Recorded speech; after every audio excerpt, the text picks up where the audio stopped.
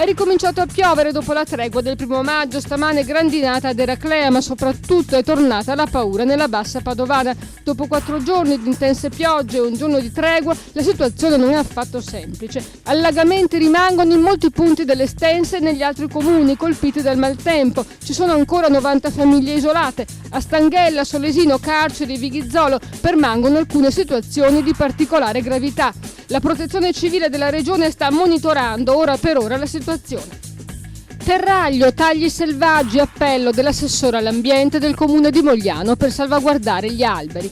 Dopo la potatura dell'anno scorso molti platani sono stati ridotti a scheletri, altri sono invece riusciti a riprendere vigore, prendendosi una rivincita sull'intervento dell'uomo, avvenuto non in modo uniforme e spesso non considerando il periodo giusto per la potatura e non lasciando alcuni rami per favorire il rinnovo vegetativo.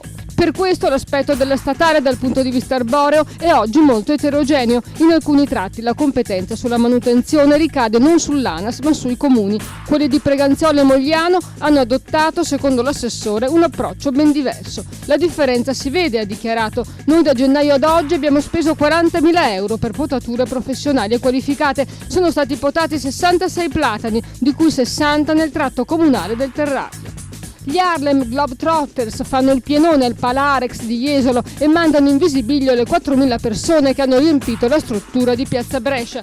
2 ore di sano divertimento per il pubblico presente, che si è divertito un sacco a vedere le stramberie ideate dai giramondo di Harlem. I funamboli made in USA si sono presentati a Jesolo in 9 e sono riusciti a conquistare tutti, dai più piccoli ai più grandi. La più fortunata tra il pubblico è stata la 18enne Elisabetta Giordano di San Donà, invitata da Muse al centro del parquet per inscenare il furto della borsetta, poi restituita alla ragazza in cambio di 2 baci.